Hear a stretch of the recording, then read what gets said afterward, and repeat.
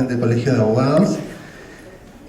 Para mí es un gusto estar en este recinto siguiendo las charlas de Jueves de Miscelánea Jurídica programada por este Colegio de Abogados tan prestigioso. El tema que nos ubica en este momento es el sistema inspectivo de trabajo dentro del marco normativo de la ley y la seguridad y salud en el trabajo. En esta ocasión tenemos dos expositores especialistas en la materia, en este caso a la doctora Jessica Alexandra Pizarro Delgado y al doctor Marco Antonio Segarra Díaz. Para el inicio del evento es necesario precisar que nosotros como SUNAFIL, de donde proviene nuestra expositora, estamos en campañas de difusión sobre los derechos de los trabajadores, el cumplimiento de las normas sociolaborales, y hemos empezado gestión desde octubre de 2016. Por ello, en el caso de que se requiera una amplitud mayor de la normativa laboral, les pedimos por favor que nos ubiquen en nuestras oficinas. Estamos gustosos de realizar más eventos parecidos al que ahora se está desarrollando. Sin más preámbulos, permítaseme presentar a la doctora Jessica Alexandra Pizarro Delgado. Como ya mencioné, ella es intendente regional de SUNAFIL en Arequipa, es abogada, especialista en Derecho Laboral y Previsional, tiene una amplia trayectoria y experiencia en la región Arequipa. La recibimos con un fuerte aplauso. Al Colegio de Abogados por esta iniciativa de compartir los conocimientos jurídicos que en realidad nos hace tanta falta en la comunidad jurídica, tanto de abogados que ejercemos como de estudiantes. Permítame un segundo para ubicarla. Tratemos es el procedimiento inspectivo dentro del marco de la seguridad y salud. Entonces, en realidad, este procedimiento es casi idéntico tanto para normas sociolaborales como para lo que es seguridad y salud en el trabajo. Entonces solamente basta que les haga algunas referencias cuando hay alguna diferenciación. Empezamos diciendo cuál es nuestro marco normativo. El procedimiento inspectivo está regulado por la Ley 28.806, Ley General de Inspección, que establece que la autoridad inspectiva es la encargada de la vigilancia, del control, del cumplimiento de las obligaciones sociolaborales. Cuando se crea esta ley, que va por el año 2006, todavía no había una ley específica que regulaba o que controlaba la seguridad y salud en el trabajo. Entonces se hace referencia a las normas sociolaborales. Pero por ahí ya vamos avanzando en el 2013 y se crea la SUNAFIL. También por ese entonces sale la Ley de Seguridad y Salud en el Trabajo. Y se establece que SUNAFIL, la Superintendencia Nacional de Fiscalización Laboral, es el ente especializado adscrito al Ministerio de Trabajo y Promoción del Empleo, encargado de hacer todas las funciones detalladas por la Ley General de Inspección, tanto en materia sociolaboral como en materia de seguridad y salud en el trabajo. Entonces nosotros tenemos que las actuaciones inspectivas tienen un ámbito de aplicación y es todos los empleadores que estén sujetos al régimen laboral de la actividad privada. Pueden ser privados como pueden ser públicos. Tenemos organismos públicos, vale decir, Poder Judicial, Ministerio Público de Salud, superintendencias, que sus trabajadores están sujetos al régimen laboral de la actividad privada. Entonces, por más de que sean públicos, por el régimen laboral que tienen, están bajo la supervisión de SUNAFIL en el caso del cumplimiento de la normativa sociolaboral y de seguridad y salud en el trabajo. Lo que sí estamos restringidos, no es nuestro campo de acción, es el régimen laboral público, incluido también el régimen laboral del contrato administrativo de servicios. Por la propia regulación de estos regímenes, cualquier incongruencia, cualquier reclamo contra estos regímenes se hace directo a la entidad, agotando la vía administrativa en la entidad, incluso hasta el Tribunal del Servicio Civil y finalmente la acción contencioso administrativa. Entonces ese no es campo de acción de SUNAFIL. Ahora, cuando hablamos de seguridad y salud en el trabajo, si ustedes han revisado la ley, se darán cuenta que esta es una normativa transversal. No solamente es para el sector privado, es para el sector público, para la policía, para las Fuerzas Armadas en general. Entonces, nuestro ámbito de acción sí podría alcanzar normativa de seguridad y salud general en entidades que tienen trabajadores tanto del régimen público como del régimen privado. Son muy pocas, pero hay algunas que sí mantienen esta dualidad. Y cuando les digo normativa general, me refiero a lo que es política de seguridad, gestión de seguridad, contar con un reglamento, contar con un comité, pero no ya obligaciones específicas. Por ejemplo, no se podría fiscalizar en los exámenes médicos ocupacionales de trabajadores bajo el régimen público, mientras que en esa entidad sí se podría fiscalizar exámenes médicos ocupacionales de trabajadores que están sujetos al régimen laboral de la actividad privada. El personal inspectivo tiene categorías, se ingresa por concurso público, primero están los inspectores auxiliares, luego están los inspectores de trabajo y el grupo ocupacional se completa con los supervisores inspectores. Tienen casi las mismas funciones. Los inspectores de trabajo tienen todas las funciones inspectivas y los auxiliares pueden hacer labores de apoyo a los inspectores de trabajo o hacer labores inspectivas en pequeñas empresas, también como procedimientos de verificación de hecho, como son despidos arbitrarios, emisión de constancia de cese. Visitas de orientación también pueden hacer los inspectores auxiliares. En cambio, el grupo de supervisores, como su propio nombre lo dice, supervisan a un grupo de inspectores de trabajo o inspectores auxiliares. Estos inspectores, en el uso de sus facultades, pues pueden ingresar libremente al centro de trabajo, requerir documentación al empleador, entrevistar al empleador, entrevistar a los trabajadores, solicitar identificación, tomar muestras, fotografías, videos, practicar exámenes, pedir el auxilio de peritos en temas específicos. Nosotros tenemos, por ejemplo, en el campo de seguridad y salud, que los inspectores pueden pedir el apoyo de un perito de repente en ingeniería o un perito biólogo para determinar algún aspecto trascendental de la investigación que está llevando. Y la misma facilidad que se le da al inspector de trabajo también se le tiene que dar al perito. Es parte de las obligaciones del sujeto inspeccionado. Ahora, un procedimiento inspectivo se puede originar por múltiples motivos, pero cualquiera que fuera el motivo que los estamos viendo en la pantalla, denuncia por iniciativa del sistema, por requerimiento de cualquier otra autoridad pública, por pedido de la organización sindical, por cualquier motivo, siempre este es un procedimiento de oficio. Por más de que haya un denunciante que haya promovido la emisión de una orden de inspección, este denunciante no es parte en el proceso. Parte es el inspector más el sujeto inspeccionado, pero el denunciante no forma parte del proceso. Y ahora lo que vamos a ver es el esquema del desarrollo del procedimiento inspectivo en la etapa que está a cargo del inspector de trabajo. Bueno, primero tenemos la denuncia, solicitud, o de repente el oficio de la autoridad competente. Con ello se emite una orden de inspección que va a señalar cuál es el centro de trabajo inspeccionado, el domicilio del centro de trabajo del inspector o los inspectores que están a cargo de la investigación, el plazo de la investigación, así como las materias que comprende esta inspección. Hay algunas que versan solamente sobre normativa sociolaboral, hay otras que solamente sobre normativa de seguridad y salud, como también hay casos en que se combina ambas materias. Se pudiera verificar, por ejemplo, pago de CTS, como también gestión de seguridad y salud, formación e información, registros de seguridad y salud.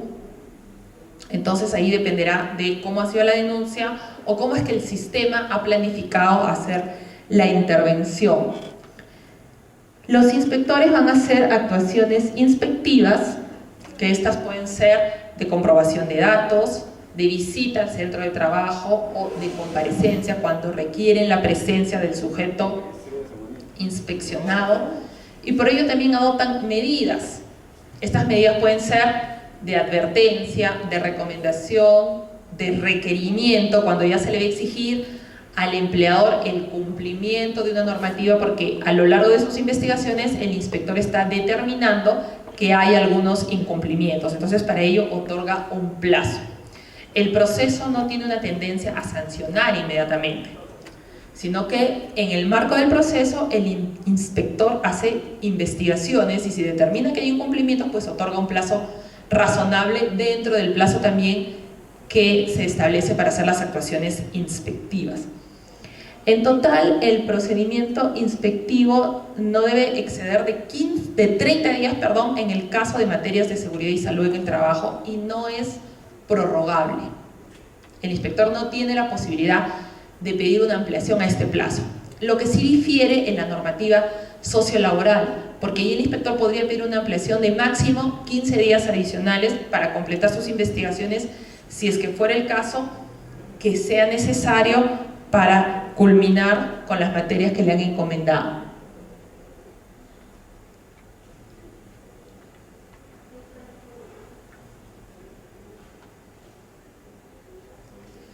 Cuando el inspector de trabajo hace sus investigaciones, puede determinar que en la empresa no hay ningún incumplimiento. O si es que detectó algún incumplimiento, pues le va a pedir a la empresa que le acredite que está cumpliendo. Si es que la empresa cumple con lo requerido por el inspector de trabajo, este va a emitir un informe dando cuenta de las investigaciones que ha efectuado, los hechos que ha verificado, qué es lo que encontró en el centro de trabajo, y que finalmente se cumplieron o se acreditó el cumplimiento en el transcurso del procedimiento.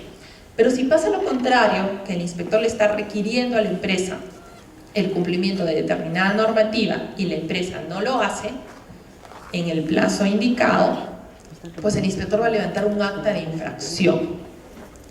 En esta acta va a detallar cuáles serían los incumplimientos, cuál es la normatividad que se está incumpliendo, los trabajadores respecto a los cuales hay incumplimiento, la sanción que corresponde de acuerdo a la graduación que vamos a ver un poquito más adelante. El contenido del acta de infracción es el que ustedes ven ahí: la identificación del sujeto, los medios de investigación utilizados, los hechos constatados por el propio inspector, la calificación de las infracciones con la normativa que se está vulnerando, graduación de las infracciones con la propuesta de sanción y el responsable solidario. En las obligaciones de seguridad y salud, cuando hay un centro de trabajo que alberga trabajadores destacados de otras empresas, llámese contratistas, subcontratistas, empresas de tercerización, empresas de intermediación laboral, pues la empresa usuaria, la empresa principal, es la que asume las obligaciones de seguridad y salud, no solamente de sus trabajadores propios, sino también de los trabajadores indirectos o los trabajadores de terceros.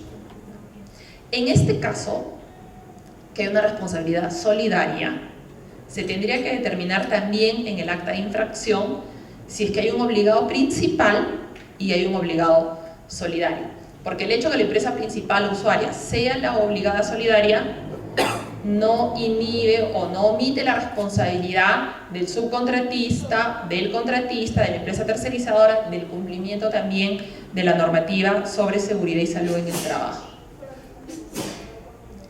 Las infracciones se gradúan en leves, graves y muy graves. Las leves pues tenemos las que son meramente formales, mientras que las graves ya están afectando derechos de los trabajadores, pagos de beneficios económicos, y en las muy graves ya tenemos afectaciones a derechos fundamentales, derechos constitucionales. Ahí tenemos sobre todo lo que es libertad sindical, trabajo forzoso, trabajo infantil, discriminación y otras materias que por su propia naturaleza ya tienen una especial regulación. Caso también de madres trabajadoras.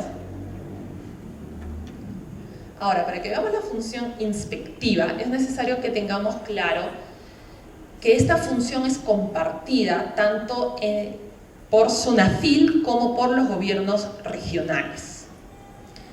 En los departamentos o regiones donde no hay intendencias regionales, porque SUNAFIL está gradualmente implementándose a nivel nacional, en las regiones donde no hay intendencias regionales, como por ejemplo Tacna, Puno, Cusco, esta función es asumida íntegramente por el gobierno regional.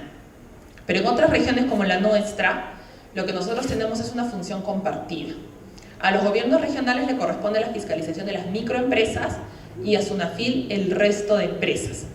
Y esto se define en un listado que emite el Ministerio de Trabajo cada año, donde está la lista de las microempresas a ser fiscalizadas por los gobiernos regionales. Si una empresa está en ese listado, quiere decir que para este año, 2017, es fiscalizada por el gobierno regional. Si no está en ese listado, entonces va a ser fiscalizada por SUNAFIL. Ahora, como unas reglas generales de la función inspectiva, tenemos que hay unos principios que se tienen que cumplir: confidencialidad, razonabilidad, proporcionalidad. Hay unos principios del propio procedimiento administrativo que están regulados en la Ley Marco, la Ley General del Procedimiento Administrativo, que se aplican, como también hay unos principios propios: la imparcialidad del inspector, la objetividad. Si bien es cierto, el inspector actúa en función probablemente de una denuncia que presente un trabajador, no basta con que el trabajador diga en su denuncia que hay tales incumplimientos. El inspector tiene que comprobar esos incumplimientos en un centro de trabajo.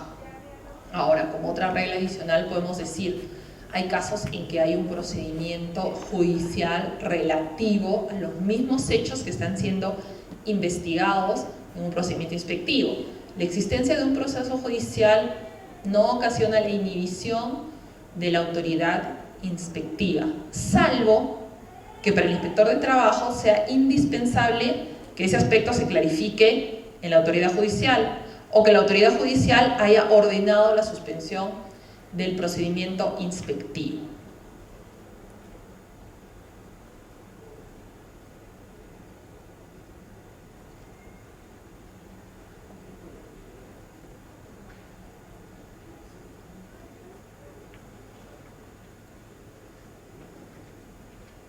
Esto lo vamos a pasar rápido porque quiero que lleguemos a la parte del procedimiento sancionador.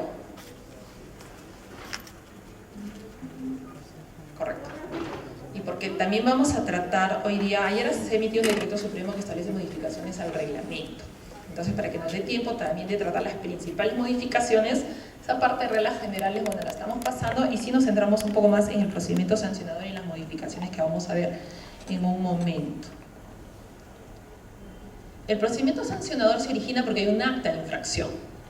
El inspector de trabajo ha hecho sus investigaciones y ha determinado que hay incumplimientos, emite el acta de infracción y esto va a dar inicio al procedimiento sancionador. Estos incumplimientos pueden ser en normativa sociolaboral, en normativa de seguridad y salud en el trabajo o en incumplimiento a las obligaciones de colaboración con la labor inspectiva. Yo les relataba que el inspector de trabajo tiene facultades. Puede ingresar libremente, puede requerir documentación, puede entrevistar al empleador, a los trabajadores. Estas facultades que tiene el inspector, entonces tienen en la parte contraria un deber de colaboración por parte del empleador. Y si el empleador no cumple con el deber de colaboración, pues está obstaculizando la labor del inspector. Si va el inspector y no le permiten el ingreso a una parte o a todo el centro de trabajo, pues no le están dejando hacer su labor. Si no le dejan que se entreviste a solas con algún representante de la organización sindical o con un trabajador, tampoco le están permitiendo hacer su labor de fiscalización. Si requiere documentación y esta no es presentada, no porque no existe, sino porque hay una intención deliberada de la empresa inspeccionar y no presentar la documentación, también. O si es que el inspector cita a la empresa a una diligencia de comparecencia en las instalaciones de la Intendencia SUNAFIL y el empleador no asiste, pues también está obstaculizando. O de repente hay otras formas de obstaculizar la labor inspectiva. No facilitarle, además de la documentación, del ingreso. Puede haber formas con las cuales el empleador no le está dando facilidades al inspector para desarrollar su labor, entonces ahí vienen las infracciones a la labor inspectiva. No se genera un acta por cada infracción, sino que un acta puede acoger varias infracciones y de diferente tipo. Entonces ahora es importante que nosotros veamos lo que es el procedimiento sancionador porque este sufre unas variantes del proceso que nosotros tenemos regulado por la Ley General de Inspección. Con la dación del Decreto Legislativo 12.072, que modifica la Ley General del Procedimiento Administrativo, este dice de que todos los procedimientos especiales tienen que adecuarse a la normativa que está siendo modificada. Entonces, en el procedimiento sancionador inspectivo tenemos un procedimiento especial. Este no puede ser diferente al procedimiento que regula la Ley Marco, la LEPAG, la Ley del Procedimiento Administrativo General. Entonces, por eso ya tenemos que nuestro procedimiento ya está teniendo unas variantes. En primer lugar, antes teníamos que el procedimiento sancionador estaba a cargo solamente del órgano sancionador. Ahora, en adecuación a las modificaciones, hay dos órganos a cargo del procedimiento sancionador. Tenemos el órgano instructor y el órgano sancionador. Quien va a dar inicio al procedimiento sancionador es precisamente el instructor. Es quien va a notificar la imputación de cargos, que no es otra cosa que el acta de infracción, porque en esta acta, de acuerdo al contenido que hemos podido ver, pues están precisados los incumplimientos, la propuesta de sanción, la cuantificación, la norma vulnerada, los hechos verificados. Entonces, esta imputación de cargos se le hace de conocimiento del empleador y ahí es donde empieza el procedimiento sancionador. El empleador tiene derecho a presentar un descargo en un plazo de 15 días al órgano instructor. Este órgano va a evaluar el descargo, si lo ve por conveniente va a pedir la actuación de pruebas, le puede pedir al empleador documentales, podría pedir que se amplíe la inspección si es que lo requiere para tener claros los hechos y para poder resolver. Finalizada su etapa, va a ser un informe dirigido al órgano sancionador. En este informe puede determinar que el caso se archive porque realmente no hay infracciones, o de repente que la empresa cumplió con la subsanación y está dentro de las eximentes para ser sancionada, o de repente puede determinar que efectivamente se tiene que continuar con el procedimiento sancionador porque aparentemente habría incumplimientos.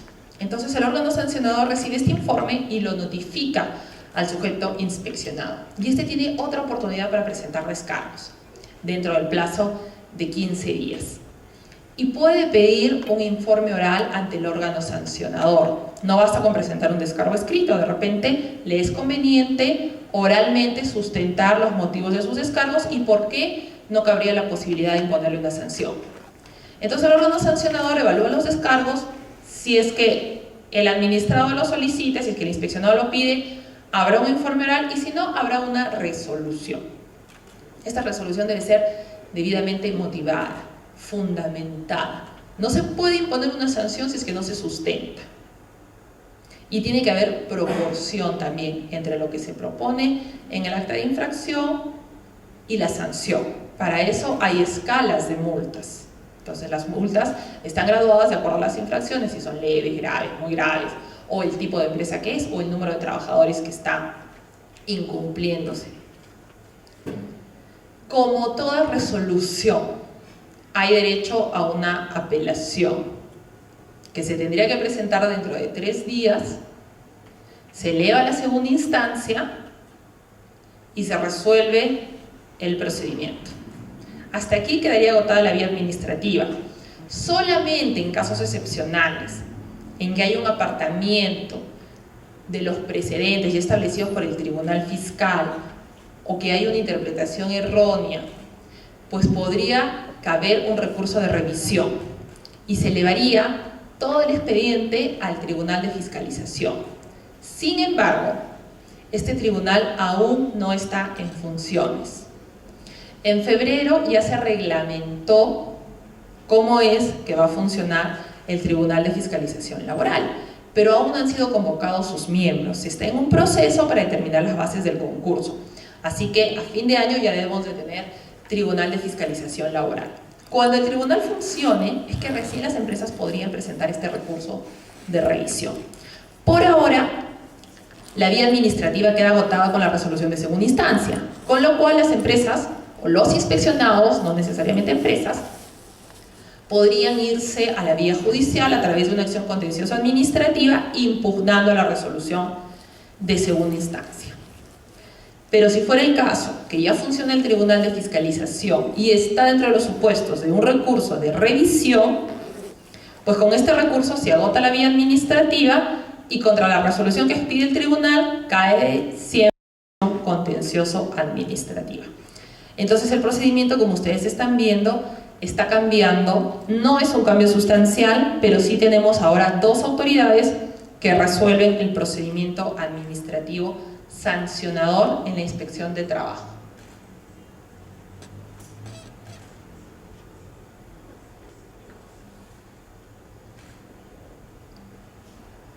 El reglamento de la ley de inspecciones establece unas sanciones, pero tenemos la ley 30.222 que estableció un régimen transitorio por 3 años que acaba el 11 de julio del 2017, acaba la vigencia de esta ley.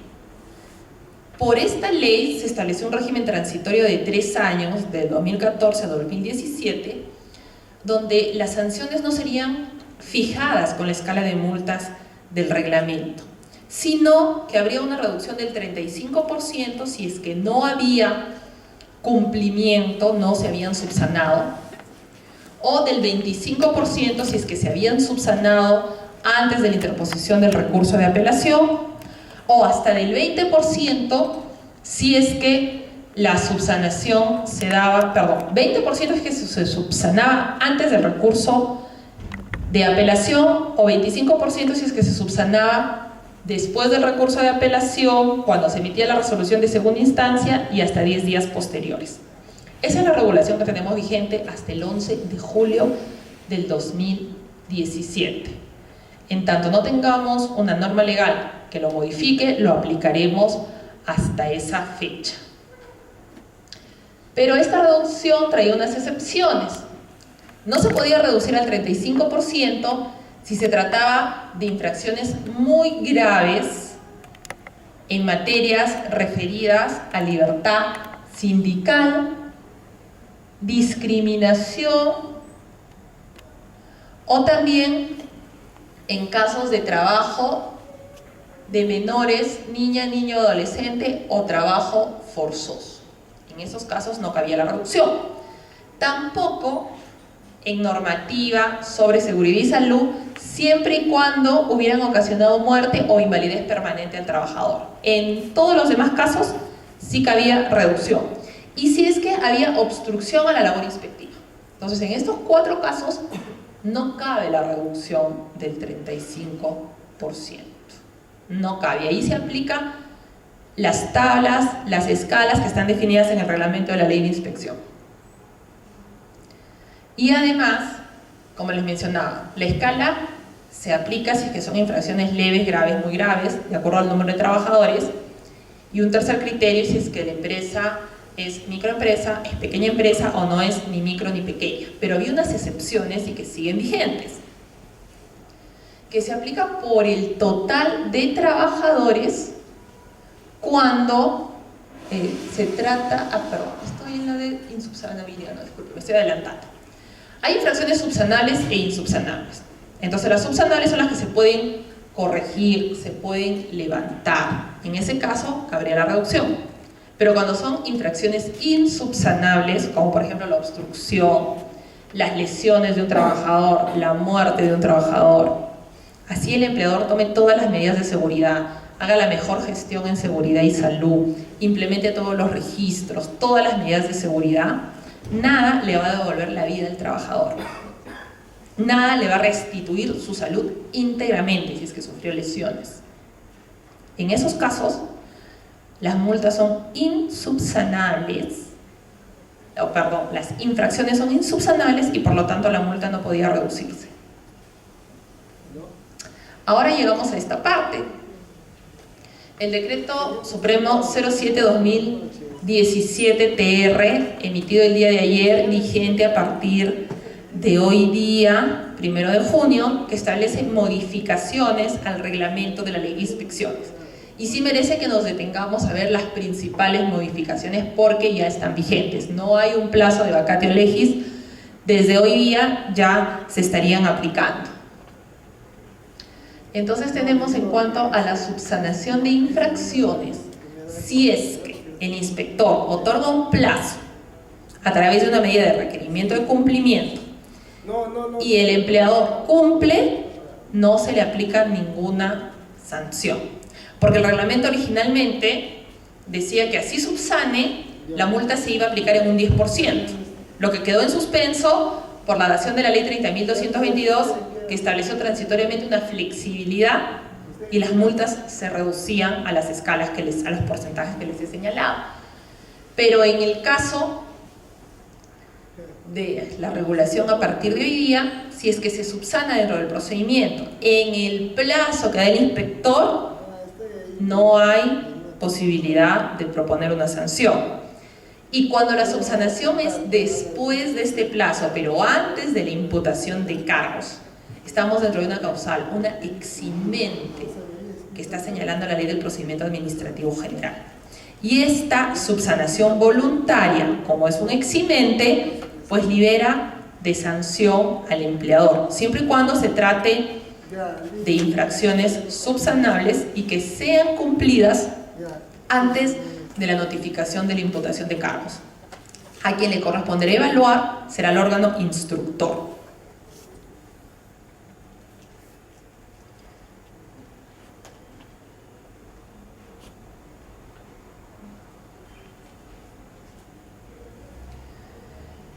Tenemos el artículo 46 de la obstrucción a la labor inspectiva. Tenemos el 46.6 y el 46.10, que regulan que se sanciona la inasistencia del sujeto inspeccionado a una diligencia de comparecencia, así como también la dificultad o el abandono o inasistencia. Entonces, en estos casos, si es que se presentan, el inspector no va a poner la multa íntegra, sino puede ser rebajada al 10% si es que se acredita la subsanación de todas las demás materias involucradas en el procedimiento, dentro del plazo otorgado por el inspector de trabajo.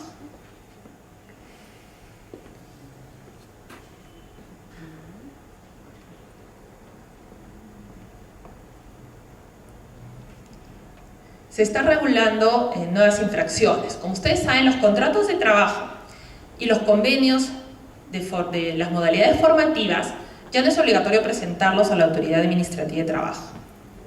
Entonces, lo que es el registro de contrato antes era una infracción grave y la entrega al trabajador de la copia del contrato hasta ayer era una infracción leve. A partir de hoy día va a ser una infracción muy grave. La suscripción del contrato, así como la entrega de la copia del contrato. Igualmente, era leve la entrega de la copia del convenio de modalidad formativa. Era grave no inscribir este convenio. Ahora es una infracción muy grave no inscribir el convenio de modalidad formativa.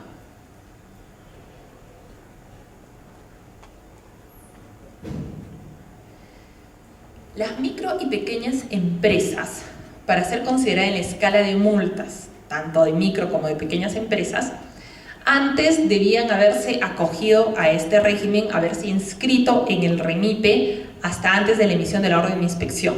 Debían tener su constancia de inscripción hasta una fecha de un día antes de la emisión de la orden. Ahora no. Podrían presentar esa constancia hasta el último día que tengan para hacer el descargo ante el órgano sancionador. Con eso estarían siendo las infracciones graduadas tanto en el régimen de la micro o de la pequeña empresa según corresponda.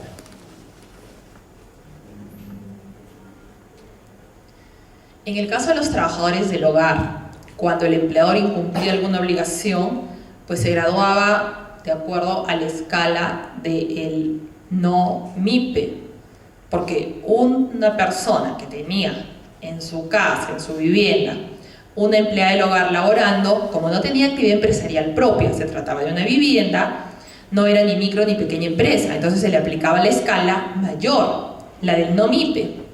Ahora se está estableciendo una regulación especial para el caso de las infracciones de trabajadores del hogar. Y tenemos una graduación por cada trabajador, pero por montos muy diferentes y muy por debajo incluso de la escala para microempresas.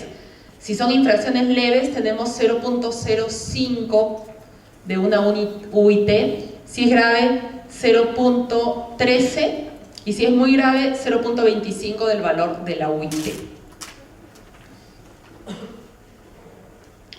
Cuando una acción u omisión de un empleador ocasiona, origina varias infracciones, se va a aplicar la infracción mayor, la más grave. No se va a sancionar por una leve, por una grave o por una muy grave si es que hay un concurso de infracciones. Siempre se va a aplicar la más grave.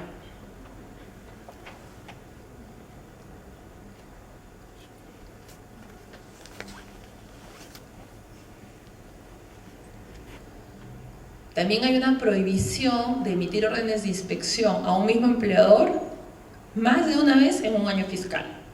Solamente debería haber una orden de inspección en un año fiscal, con la excepción de que haya denuncias. Si hay denuncias por los incumplimientos del trabajador de la organización sindical, pues sí va a dar lugar a la generación de una nueva orden de inspección. De lo contrario, el empleador no va a ser visitado más de una vez por la inspección laboral.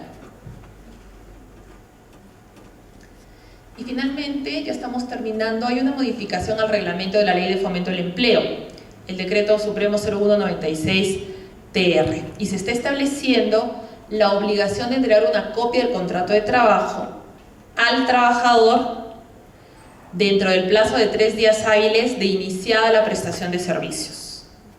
Entonces, antes teníamos que el contrato tenía que ser registrado primeramente en la Autoridad de Trabajo y luego teníamos el plazo de 3 días para entregar la copia al trabajador.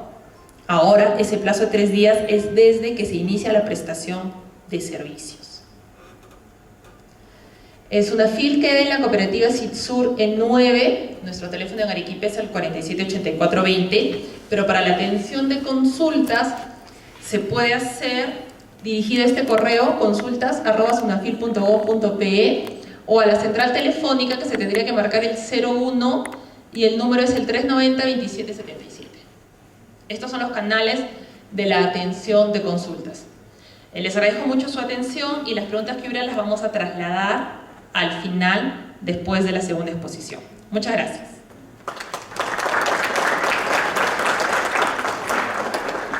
A continuación, la última exposición a cargo del doctor Marco Antonio Segarra Díaz.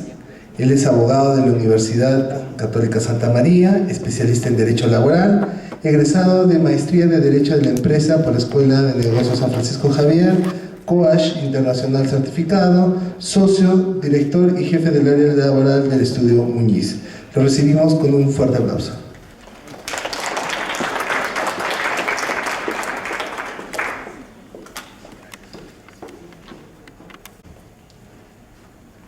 Después de haber escuchado a la doctora Jessica con su brillante exposición, donde nos ha aclarado muchos aspectos del proceso inspectivo, en realidad lo que queremos hacer ahora es darle una visión desde la otra cara de la moneda. Ustedes escucharon a la doctora Jessica que señaló que en el procedimiento inspectivo había 2 partes principales: la autoridad administrativa, en este caso SUNAFIL, y el sujeto inspeccionado, el empleador. Pues bien, yo vengo a darles algunos alcances desde esa perspectiva, desde el empleador, digamos así, del que la sufre, el que tiene que ir a SUNAFIL a cumplir todos los requerimientos por parte de cada uno de los fiscalizadores, ¿ya? Y para ello vamos a procurar no repetir muchos de los conceptos muy valiosos que nos ha dado la doctora Jessica, para obviamente no hacer más larga esta exposición. Bien, brevemente, ¿no? Quizás para hacer una anotación más. La SUNAFIL es la autoridad central del sistema inspectivo de trabajo y obviamente que dicta normas y establece todos los procedimientos en el sistema inspectivo. Pero ¿con qué finalidad? ¿No? Para asegurar el cumplimiento de las políticas públicas en materia de inspección de trabajo. Ahora bien, La gran pregunta es, ¿y SUNAFIL solo sanciona e impone multas? Desde luego que no, esa no es su finalidad. Como entidad ha sido creada para obviamente velar por el derecho de todos los trabajadores y el cumplimiento de normas sociolaborales y normas de seguridad y salud en el trabajo. El reglamento del sistema de inspecciones les da otros lineamientos, como ustedes lo pueden ver en la diapositiva. Sin embargo, quizás uno de los lineamientos más preciados es el realizar las actividades de capacitación, promoción y difusión para el cumplimiento de las normas sociolaborales, un evento como este. Ustedes no tienen idea lo difícil que es hacerle, desde nuestro punto de vista, hacerle entender a veces al empleador que debe y tiene que hacer cumplir las normas de seguridad y salud en el trabajo o que debe cumplir las normas sociolaborales. Ahora, cuando tenemos un procedimiento inspectivo, como se señaló por la doctora Jessica, existe mucha similitud cuando se va a fiscalizar normas de seguridad y salud del trabajo como normas sociolaborales, es decir, cumplimiento de pago de CTS, vacaciones, gratificaciones, etc.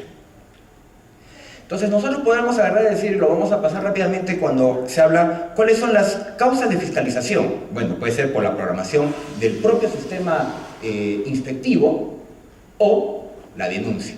La denuncia que puede ser hecha por el trabajador, por el ex trabajador, por la representación sindical, etc.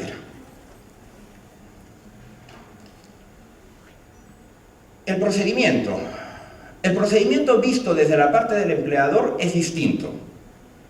Distinto entre comillas. ¿Por qué? Tenemos que, luego que el inspector ha generado su orden, obviamente sabe a qué empresa va a ir, sea por motivo de una denuncia, sea por motivo del programa que ya está establecido, etc., se presenta al centro de trabajo. Obviamente, ¿qué es lo que tiene que hacer el empleador? Debe atenderlo. ¿Qué es lo que ocurre? Muchas veces le cierra la puerta. Entonces, como se dice, criollamente, le sueltan los perros. ¿Qué es lo que tiene que hacer el inspector? Muchas veces agarrar y simplemente dejar constancia de la obstrucción. ¿Cuánto es el tiempo que podemos dejar esperando al inspector? No más allá de 10 minutos. ¿Correcto? Muy bien. Y algo que todos los acá presentes hay que tener en consideración. El inspector cumple una labor tan igual como cualquiera de nosotros. El inspector no es el culpable de las irregularidades que pueda tener la empresa.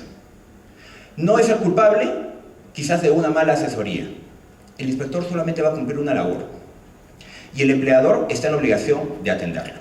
Ahora, ¿pero el inspector es que entra de manera de frente al centro de trabajo? No, porque obviamente se identifica.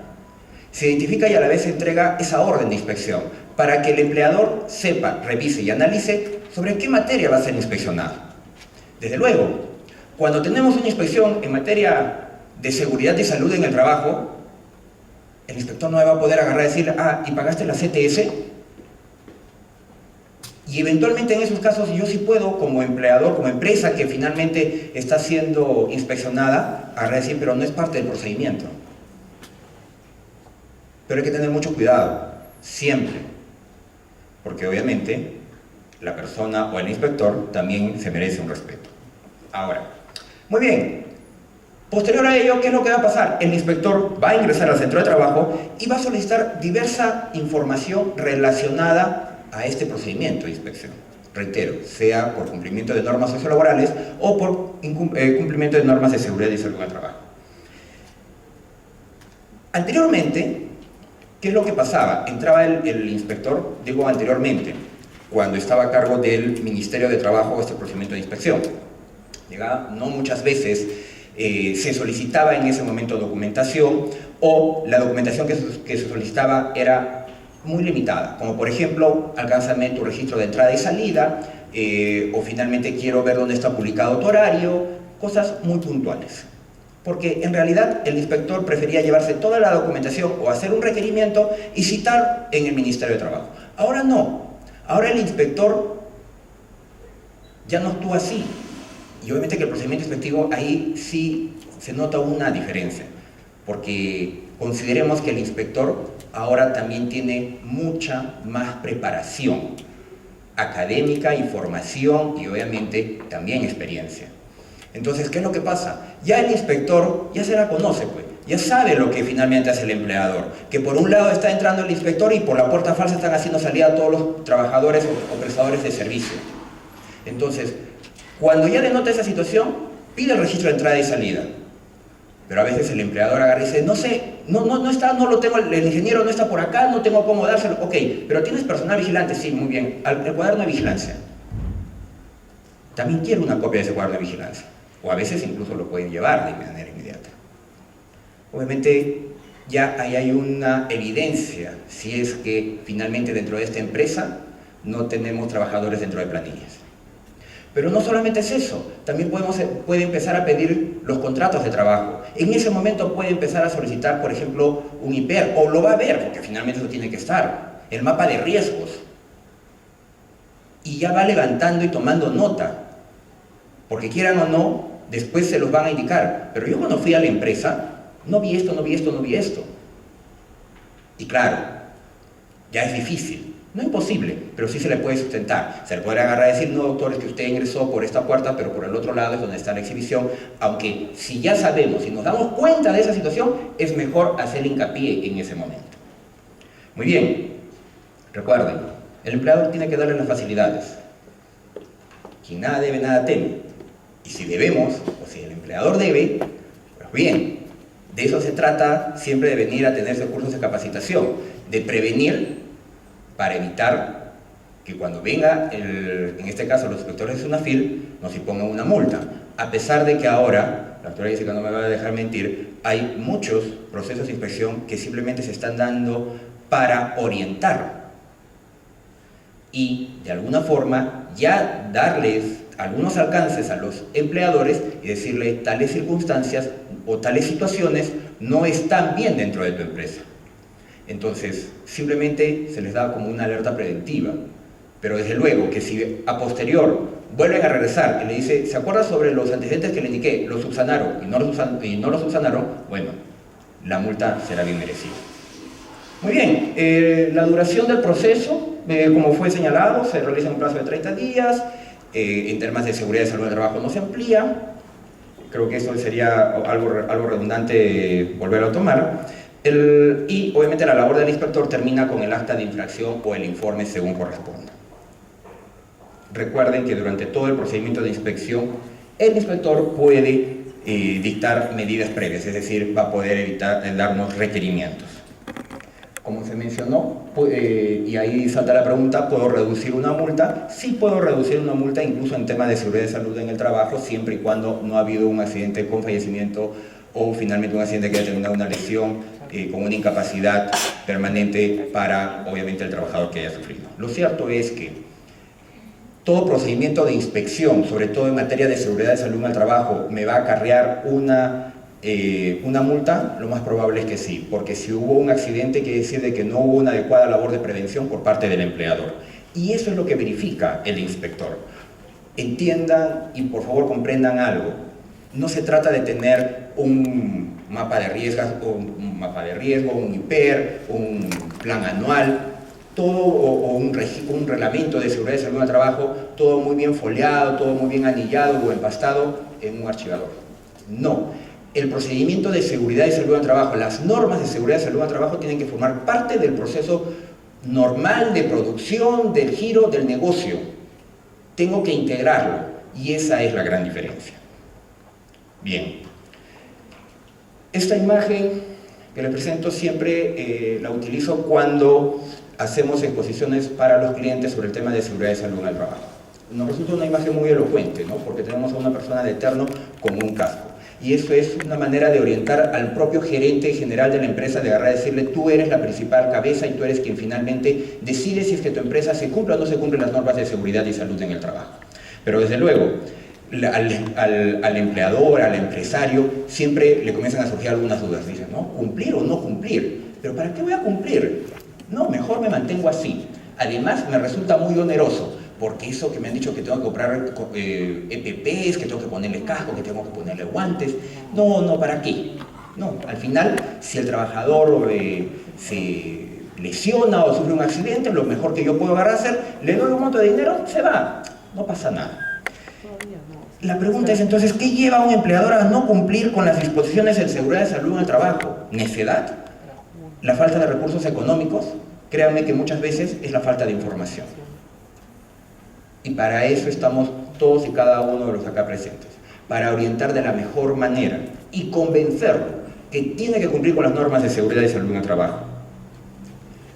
Normalmente es el mundo al revés, como yo les digo, porque desde luego que todos los procedimientos de seguridad o las visitas efectivas en seguridad y salud en el trabajo se dan en empresas formales.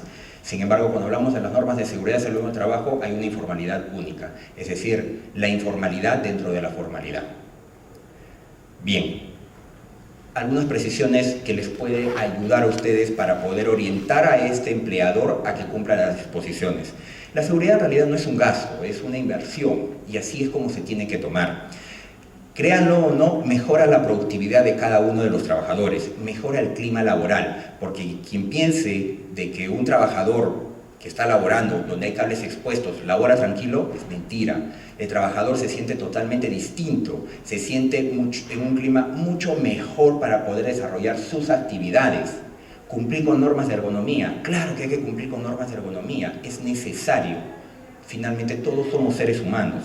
Obviamente que reduce la tasa de descansos o licencias por salud y enfermedad. Algo muy importante, evita multas, sanciones, juicios y conflictos laborales. Mejora la imagen de la empresa. Desde luego que mejora la imagen de la empresa. A veces uno piensa o considera que las empresas grandes son las que más cumplen las normas de seguridad. No necesariamente. Desde luego que no les puedo agarrar a decir de qué empresas no las cumplen, porque capaz la doctora Jessica mañana las envía a los inspectores. Entonces, pero sí, hay empresas que aún, que ustedes no lo crean, y donde hay bastante afluencia de público, no cumplen con las disposiciones. Desde luego que hay otras que lo han hecho, porque se vieron obligadas, porque finalmente es parte de su política, por el motivo que fuese, pero se está felizmente empezando a cambiar ese nivel de cultura. ¿Y por qué? Antes el pensamiento era reactivo. Ocurre un accidente, muy bien, vamos. ¿Qué es lo que vamos a hacer? Pero ahora no, pues. Las normas de seguridad y salud del trabajo me dicen, tu pensamiento tiene que ser preventivo. Tú tienes que evitar y disminuir cualquier riesgo que pueda haber al interior de tu empresa.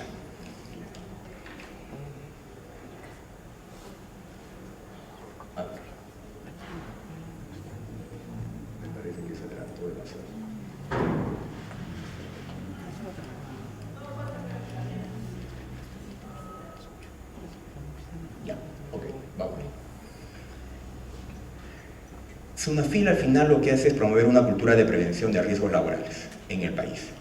Y obviamente se cuenta con el deber de prevención de los empleadores, el rol de fiscalización y control del Estado y la participación de los trabajadores. Promoción, difusión y cumplimiento, reglas básicas para SUNAFIL. Ahora, no vamos a repetir el papel de SUNAFIL porque la doctora Jessica nos ha dicho el cansancio. Pero, ¿qué es lo que más también le mencionamos al empleador?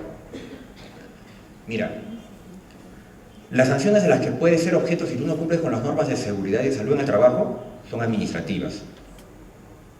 El ministerio, de ser el caso, si es que eres una microempresa, o SUNAFIL, en el caso de las otras empresas, te va a imponer una sanción administrativa, quieras o no. A veces el empleador está dispuesto a ser parte o ser objeto de esta multa. Bueno, si eso no te es suficiente, vas a ser objeto de un proceso civil, porque te van a demandar los daños y perjuicios, porque vas a generar daños y perjuicios, porque si finalmente no orientaste a un trabajador que labora, digamos, detrás de una roladora y finalmente pierde 3 dedos, ¿ustedes qué creen que el trabajador se va a ir contento?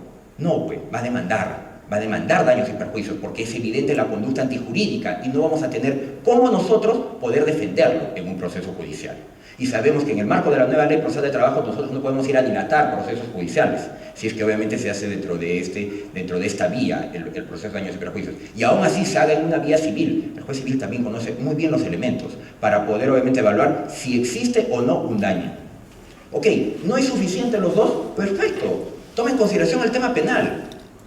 Si tú no cumples, o sea, vas a ser objeto de una sanción penal que eventualmente puede llegar a prisión efectiva. Es recién cuando uno le habla de esa forma al empleador donde trata de tomar conciencia y donde dice, ok, hasta la parte económica no me afectaba, pero la parte de mi privación de derechos sí me afecta.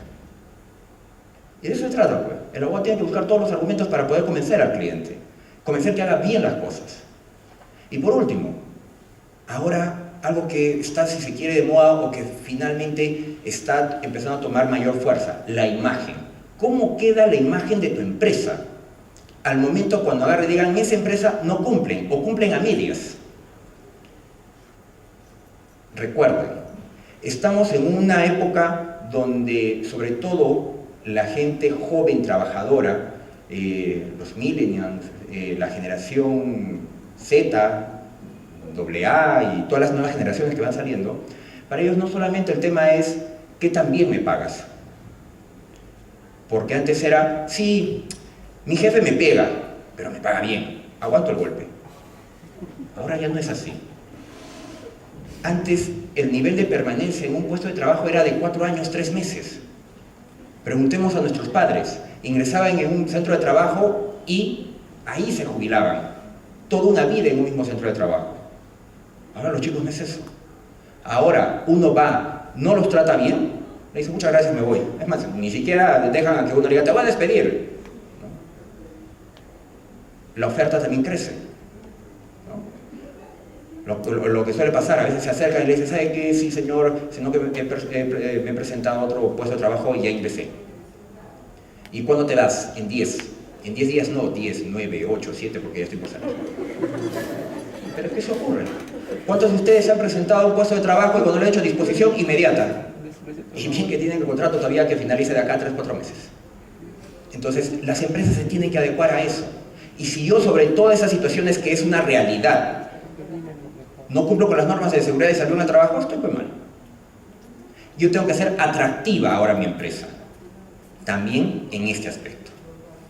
Y eso es lo que se les menciona a los empresarios, ¿no?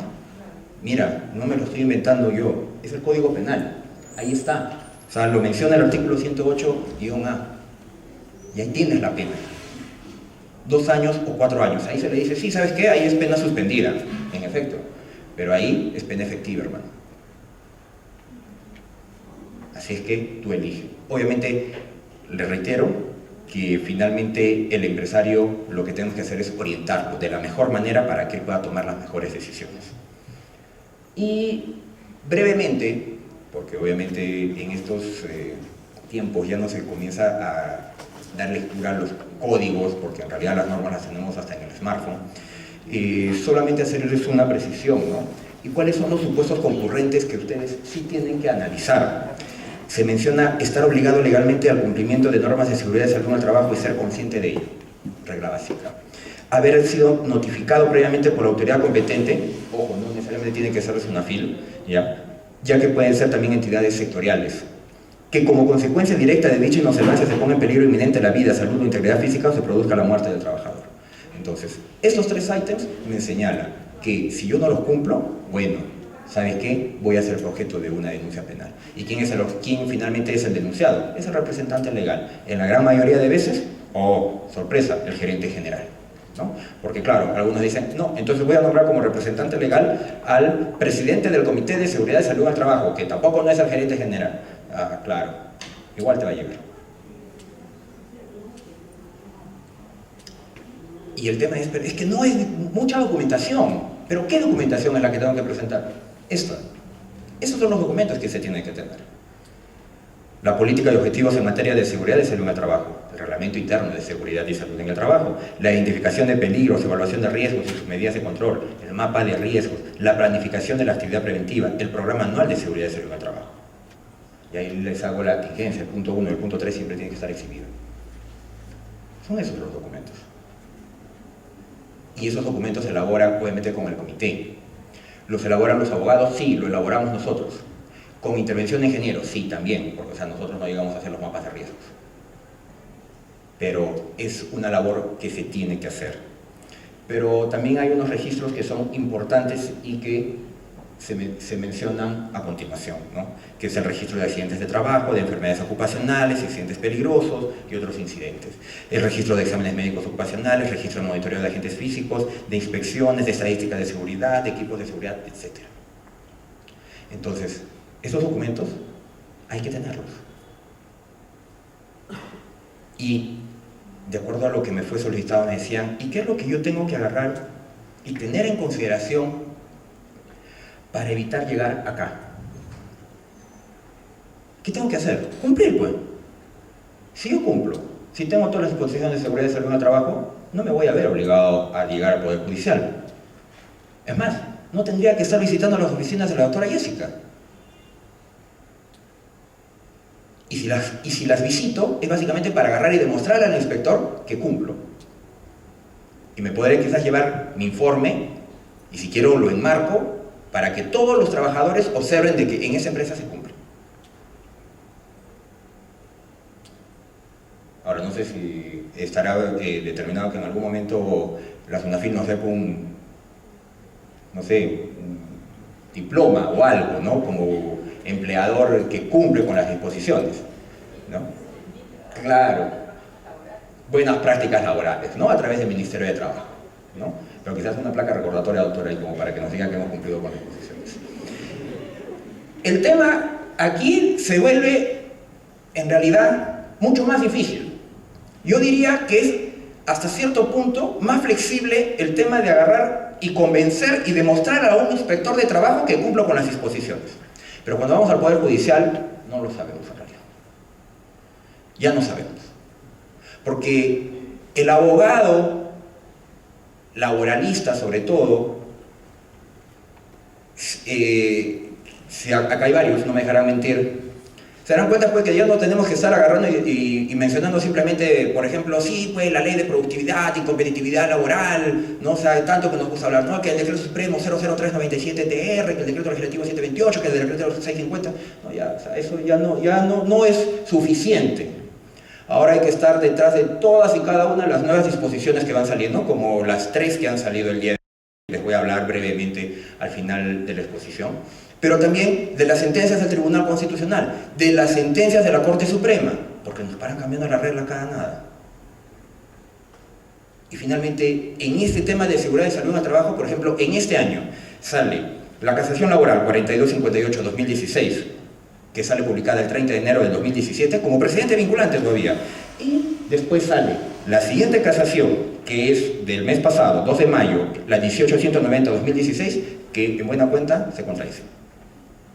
Entonces uno dice, ok, entonces ¿a qué llegamos? ¿Qué llegamos cuando a nivel nacional tenemos procesos que pueden ser similares y que llegan a una sala y en una sala dicen A y en la otra sala dicen B?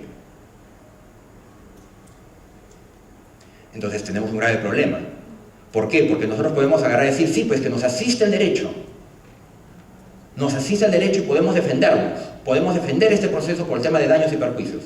El tema es, vamos a imaginar que vamos a ir a un proceso judicial por las lesiones que se le causaron a un trabajador. Correcto, pero yo no hice una debida defensa o no acredité el cumplimiento de normas de seguridad y salud al trabajo de manera adecuada ante la superintendencia.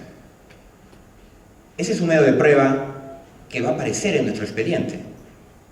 ¿Y qué le voy a decir al juez? Ah, es que en ese momento no le tomé de alguna manera la seriedad suficiente al procedimiento, o no sabía que tenía que cuestionar, o no sabía que tenía que presentar esos documentos. Para el juez, su lógica es, ya hay un antecedente porque ya había acá una investigación, y las conclusiones son claras. Usted ha incumplido, porque si no hubiese incumplido le hubiesen dado un informe, pero usted tiene su acta de infracción. Claro, ahí saldrá la viveza, sí, hay un acta de infracción, pero que finalmente está siendo apelada, que está siendo impugnada. Es más, ahora me voy a ir al recurso de revisión, pero todavía no hay tribunal, no importa, vamos a ir a ver que de una vez aparezcan los miembros del tribunal para presentar y que no cuote la vía administrativa y obviamente no me perjudique en este proceso judicial. Pero no, señores, sí les va a perjudicar. Ese informe, esa acta de infracción va a aparecer en su expediente y quieran o no, el juez lo va a tomar en consideración. Pero, para resaltar este punto, esta casación laboral a 4258 señala, probada la existencia del daño al trabajador como consecuencia de un accidente de trabajo, este deberá ser atribuido al incumplimiento del deber de prevención del empleador. Ok, cualquier accidente merece sanción. Esa es la conclusión, esa es la lectura. Y claro, ¿y dónde sale? Dice, pero a ver, señor juez, yo le he entregado todos los implementos de seguridad al trabajador. Tengo cómo acreditar la entrega de todos los EPPs. Le entregué los lentes, le entregué los guantes. Es más, las cámaras de seguridad lo ven minutos antes del accidente y el señor tenía lentes y guantes necesarios para poder estar en el lugar, en la planta donde se ha producido el accidente y que era el ámbito de su trabajo, el señor tenía los guantes en el bolsillo de atrás y los lentes en el otro bolsillo. Entonces ahí sale el juez. Sí, pero ¿y usted qué hacía? Si ya se dio cuenta, ¿acaso no tiene un supervisor?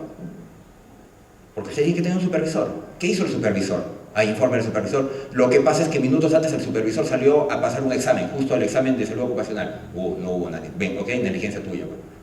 ¿Por qué? Porque si salía el supervisor tendría que haber otra persona que esté cubriendo ese puesto. ¿Se dan cuenta? Entonces, el malo de la película siempre va a ser la empresa. Ese es el tema. Pero, lo que yo les mencionaba, y por eso es mucho mejor tomar medidas de prevención, incluso para cumplir con las disposiciones de seguridad y de salud en el trabajo, sale esta nueva casación y dice: cuando ocurra un accidente de trabajo, no se podrá atribuir al empleador una conducta antijurídica si es que esta no es debidamente probada.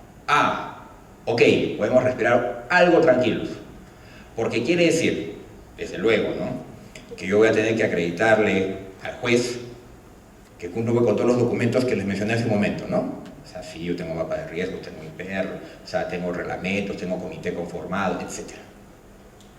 Pero adicional a eso tengo que agarrar y, por ejemplo, acreditar que se le han dado las charlas de capacitación, que el trabajador sabía cuáles eran sus funciones, cuáles eran los procedimientos para realizar esa labor.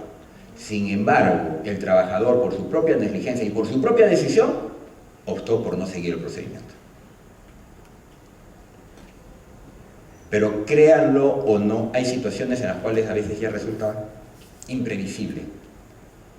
Tengo más de un cliente que sus plantas donde desarrollan su labor, sus plantas industriales donde desarrollan su labor, en realidad es un ejemplo.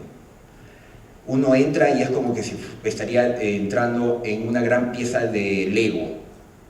Todo señalizado, todo en orden, todo procedimientos, porque obviamente superan los estándares nacionales porque son empresas que tienen sus plantas matrices en el extranjero.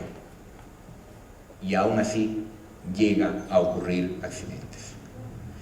¿Por qué?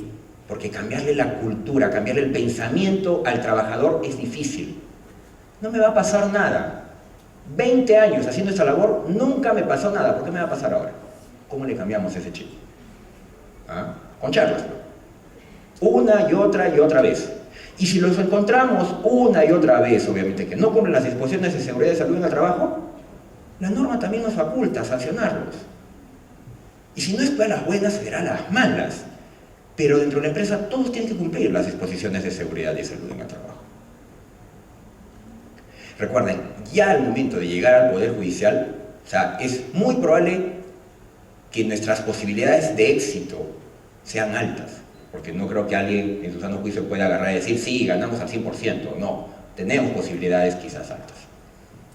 Pero ¿qué podemos hacer cuando también son seres humanos las personas que finalmente dictan esta sentencia? Recuerden que nuestra profesión ofrece un servicio de medios, no de resultados. Uno no puede garantizarle algo al cliente, pero lo que sí podemos garantizar al cliente es hacer una labor también preventiva como le corresponde a él y darle al cliente asesoría preventiva, mapear, ver que se cumpla con todas las disposiciones de seguridad y salud en el trabajo, de tal manera que cuando llegue SUNAFIL, agarrar y recibirlos quizás con una galleta y una gaseosa y decirles pase, señor inspector, y no agarrar y tirarles la puerta. Esa es la diferencia. Así, esta es una manera resumida, desde luego, cómo afronta una empresa en el día a día los procedimientos. Pero les vuelvo a reiterar, parte mucho también de la falta de información que tienen muchas empresas, de la buena predisposición para cumplir con las disposiciones, para la redundancia, y también en algunos casos porque consideran que el tema de formalidad no debe alcanzar hasta esos extremos. Finalmente, para terminar, a pesar que la doctora Jessica ya ha avanzado también algo sobre el tema, el día de ayer se han dado 3 decretos supremos. y ustedes saben que el abogado que no está actualizado está en desventaja, así de claro es. Quizás yo se lo voy a resumir de una manera un poco distinta a lo hecho por la doctora Jessica. El primero es el Decreto Supremo 007-2017, que modifica el reglamento de la Ley General de Inspección de Trabajo. Y primero nos habla sobre un tema de flexibilidad. Ahí lo tenemos. Y dice, efectivamente, que en 12 meses no se va a fiscalizar 2 veces a la misma empresa, salvo denuncia del trabajador, ¿no? Pero obviamente que lo que acá se está buscando es ser más dinámicos en el procedimiento inspectivo y cubrir a la mayor cantidad de empresas. Ahora, la multa por actos de obstrucción, llámese abandono, inasistencia. Recuerden el hecho de agarrar y viene el inspector, tirarle la puerta, eso es obstrucción. El inspector se va y me cae la multa total. Ahora dice, ya, ok, no voy a ser de alguna manera tan cuadriculado, ¿no? Vamos a agarrar y ser un poco flexibles. Vas a poder reducir esa multa hasta en un 90%. Pero, ojo, me tienes que cumplir con todas las disposiciones que el inspector esté señalando en ese proceso inspectivo. Es decir, que si el inspector agarra y dice, ¿sabes qué? No hay mapa de riesgo, no hay plan anual y me lo comienza a requerir, y de alguna manera yo he obstruido preventivamente ese proceso, o sea, igual no puedo pedir reducción de esa multa por obstrucción, y además que todavía me va a caer la multa por incumplimiento de las normas de seguridad. Ahora, dice, si se subsana dentro del plazo de requerimiento, el inspector emite un informe, deja constancia del cumplimiento y finaliza la inspección. Ah, qué bueno, ¿no? O sea, es una manera como para agarrar y decirnos, mira, claro, como has llegado a cumplir con todas las disposiciones, que parecía que no las ibas a cumplir, perfecto. Ahora yo te cierro el procedimiento inspectivo, te doy tu palmadita en la espalda, te digo bien y no te voy a poner multa. Muy bien, pero ahora hay que tener en consideración las nuevas infracciones. Se menciona, se considera falta muy grave no celebrar por escrito y en los plazos previstos los contratos de trabajo sujetos a modalidad, obviamente también los contratos a plazo indeterminado. Igual, es una falta muy grave no celebrar por escrito y en los plazos previstos los convenios de modalidades formativas laborales. Y esto obviamente, ¿por qué se da? Porque con esta simplificación administrativa, ¿qué es lo que está empezando a ocurrir con los empleadores? No, pero ¿para qué celebro contratos modales? ¿No? O sea, no, o trato de tapar los contratos para de alguna manera agarrar y justificar mi informalidad dentro de mi empresa. Como yo no tengo que registrar ante el Ministerio de Trabajo, entonces tengo un alivio, puedo ser algo, la norma me permite ser algo informal. No, la norma nunca te ha permitido ser informal. Tú estás optando esa posición, porque la norma te dice de que si no lo tienes que presentar, igual tienes que firmar tu contrato de trabajo con el trabajador y entregarle la copia y dejar constancia de esa entrega, porque no solamente ahora tienes que agarrar y firmarse trabajador y empleador, se firma y yo le doy la copia, porque ¿cómo tengo la constancia de entrega? Tendré que agarrar y de pedirle que al reverso o en la última hoja del contrato señale recibí copia de mi contrato en tal fecha. Perfecto, y eso queda en el legajo personal. Se están integrando nuevas infracciones por actos de hostilidad, discriminación, afectar a los trabajadores sindicalizados, falta de seguro, exceso de horas de trabajo. Entonces, ¿eso qué nos dice? Vamos a tener que revisar la norma más a detalle porque tenemos que saber cuáles son esas nuevas infracciones. Se sanciona la multa más grave. La premisa, misma acción o omisión constituye más de una infracción. Correcto. Sin embargo, ahora se señala que yo te voy a sancionar solo por la infracción más grave, lo cual es algo, no sé qué tan bien en este mundo donde la empresa siempre trata a veces de sacarle la vuelta a la norma, pero como también señala el ministro de Trabajo, lo que se busca es disminuir el nivel de informalidad. Y claro, ninguna empresa en sano juicio va a querer volverse formal si sabe que los niveles de sanción son tan altos. Luego, dos últimas reglas, trabajadores del hogar. El incumplimiento de obligaciones generará sanción por cada trabajadora, pero con una multa equivalente prácticamente al 50% de la multa que resulta aplicable para el régimen de las microempresas. Y respecto a lo que es el régimen de microempresas, se ha señalado y se ha establecido que aún la microempresa, cuando no ha estado registrada en el REMIPE, va a poder acceder al 50% de la rebaja de la multa, pero obviamente tienen que subsanar todas las faltas que se le ha imputado. Entonces, claro, tenemos mayores normas para poder ayudar al empleador, al sufrido empleador que tiene que estar pagando sobrecostos y que por eso obviamente prefiere la informalidad y contratar a la gente con locación de servicio, ¿no? Pero vamos a ver cuánto es la incidencia. Y finalmente, como le dije, no solamente es una norma, sino también tenemos otras dos que resultan muy interesantes mencionarlas brevemente, que es el decreto 008-2017-TR, que es el reglamento de la ley 3012. Ustedes saben que se había emitido esta norma que regulaba una licencia, una nueva licencia a los trabajadores, ¿no? Al final, en realidad, cuando empecemos a computar en los días laborables, ya no sé cuántos días laborables van a empezar a quedar en realidad. Pero lo cierto es que ahora se otorga, bueno, no ahora, sino que digamos, ya está reglamentado el hecho que se va a otorgar una licencia de 7 días a los trabajadores con familiar directo, llámese padres, llámese cónyuge o hijos, con enfermedad grave o terminal. Cuando se habla de enfermedad terminal, quiere decir que está con un pronóstico de vida de no más allá de 6 meses. O con un accidente grave, quiere decir que tiene que estar hospitalizado, ¿no?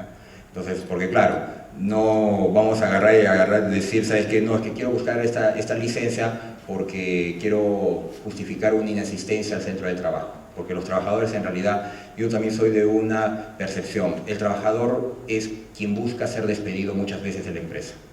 Él da los elementos y argumentos suficientes para poder ser despedido y bien despedido. Son pocos, creo, los casos en los cuales el empleador se ve forzado a tratar de generar nuevas figuras jurídicas, llámese que están fuera de lo que es un despido arbitrario, nulo, incausado, etc. Pero es el trabajador de quien parte principalmente.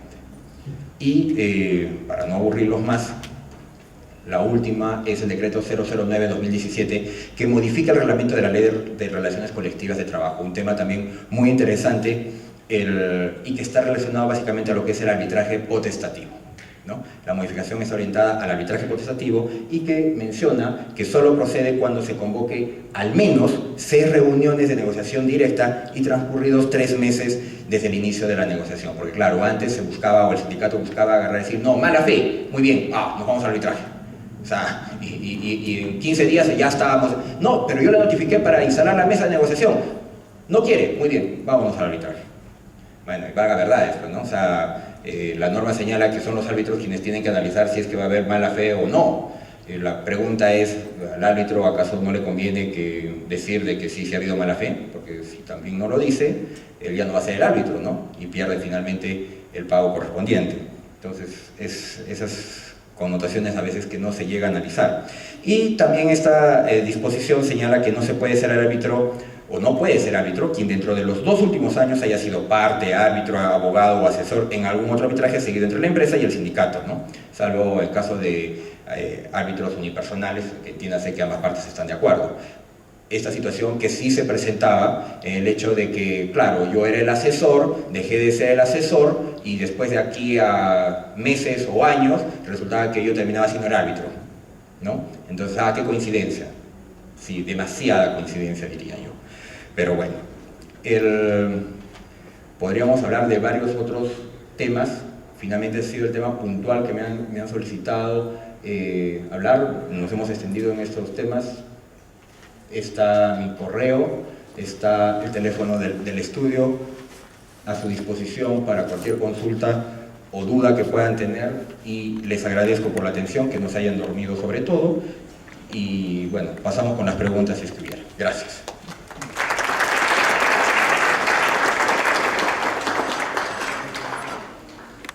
Visitar las 2 exposiciones que han sido brillantes y precisas básicamente. Sin embargo, a la doctora Jessica hay una preocupación, ¿no?, en el tema del sistema inspectivo. Si Arequipa tiene en perspectiva mejorar la cantidad de inspectores, ¿no? Tengo entendido de que las denuncias que se vienen formulando no son atendidas en el tiempo requerido, sino que están difiriéndose mucho tiempo, ¿no? Entonces no sé si nos puede informar cuántos inspectores tenemos y a cuántos aspiramos a tener, tal vez para mejorar el sistema inspectivo, ¿no? Bien, tenemos 13 inspectores, 2 inspectores de trabajo y 11 inspectores auxiliares, que realmente para la región es bastante poco. El problema es que, como toda entidad pública tenemos, es que dependemos del MEF, Ministerio de Economía y Finanzas. Entonces ahorita SUNAFIL ha presentado una demanda adicional al MEF pidiendo el presupuesto para que en principio pueda haber ascenso, que inspectores de trabajo puedan ascender a supervisores, inspectores auxiliares a inspectores de trabajo, y con ello ya se cubrirían las plazas de inspector. Para la región Arequipa, en cuanto a la demanda adicional, se planea ampliar con un supervisor, un inspector y hasta 3 auxiliares. Todo depende también de la evaluación que se está trabajando a nivel nacional, porque todas las intendencias necesitamos personal. Lima Metropolitana también necesita personal, los gobiernos regionales necesitan personal, porque se destaca de SUNAFIL personal a los gobiernos regionales. Entonces se está trabajando una evaluación y una mejor distribución del personal. Entonces ahí esperamos también que se mejore el cuerpo inspectivo de la región. ¿Alguna otra pregunta?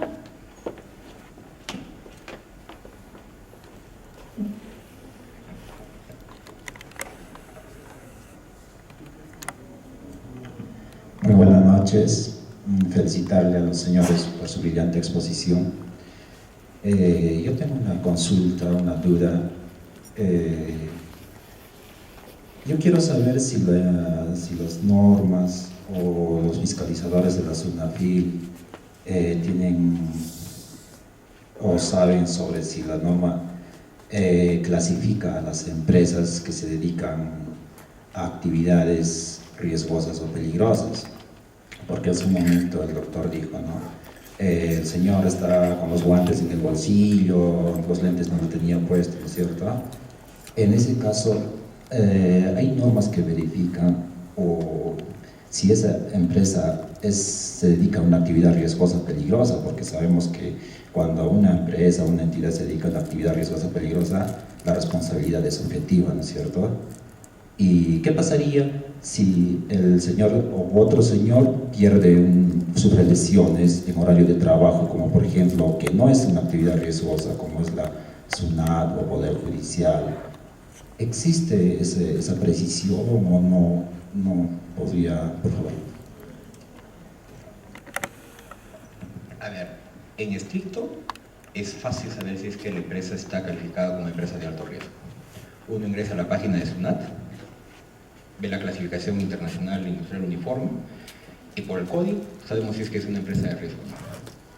Entonces, eso lo sabe el inspector, lo sabe el empleador y es más, el empleador sabe que al ser una empresa de alto riesgo tiene que cumplir con algunas obligaciones totalmente distintas, adicionales a los que tiene una empresa normal.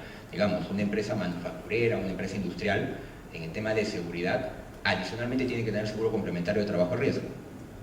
Por ejemplo, los exámenes de salud ocupacional se hacen con una periodicidad distinta, o sea, si bien está el de entrada que regula para todos, pero también hay el de permanencia y también hay el de salida, ¿no? Situación que, por ejemplo, para la empresa que no es de alto riesgo, el examen de salida es finalmente opcional, pero algo que nosotros siempre le recomendamos al cliente es mejorarlo. Por más que sea un gasto, sí, pero no es un gasto, es una inversión, porque tú no sabes cómo estás mandando nuevamente a ese trabajador hacia el mercado.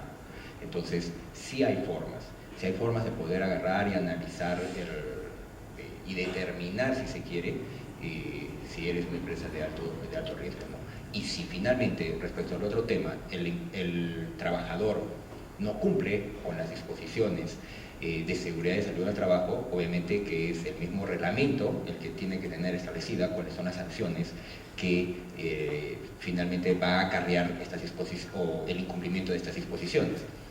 Hay que tener en consideración que la Ley de Productividad y Competitividad Laboral en su artículo 25, o sea, el Decreto Supremo 003/97-TR, en el inciso A señala, ¿no? O sea, como principal o como una de las primeras faltas graves que da origen al despido, la inobservancia del Reglamento Interno de Trabajo, la inobservancia del Reglamento de Seguridad y Salud del Trabajo u otras directivas que tenga el empleado. Entonces, finalmente, si el empleador o el trabajador no las quiere cumplir a las buenas, bueno, el empleador tiene formas de hacerlo cumplir o disuadirlo para que lo cumpla. Y adicionalmente a eso, hay sectores específicos, por ejemplo, minería, electrocarburos, tienen una regulación adicional, entonces donde hay mayor exigencia en el cumplimiento de seguridad y salud que industria o que otras actividades, ¿no? Por ejemplo.